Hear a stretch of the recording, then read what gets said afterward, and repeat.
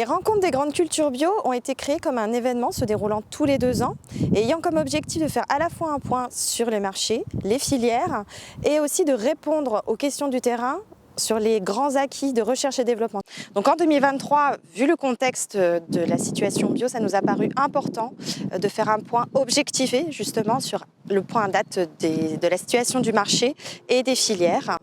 Et par ailleurs, la technique étant toujours très importante pour les agriculteurs, nous avons souhaité faire un point sur la fertilité des sols, comment la préserver en bio, quels sont les leviers qui pourraient être mis en place pour l'améliorer et entre autres la réduction du travail du sol et la mise en place de couverts. Alors les grands messages que nous souhaiterions faire passer, c'est que certes le marché est aujourd'hui difficile, les producteurs ne savent pas trop en fait où ils vont pouvoir aller demain, mais malgré tout, il y a des perspectives, notamment que ce soit à l'export avec les filières qui s'organisent, avec la conquête en fait de nouveaux marchés, notamment vers la restauration collective. Et donc aussi, il va falloir regagner demain la confiance du consommateur et on ne va pouvoir le faire que si on avance tous collectivement vers le même objectif. Et cela démontre encore une fois l'intérêt de travailler entre instituts techniques pour répondre aux grandes questions techniques de demain.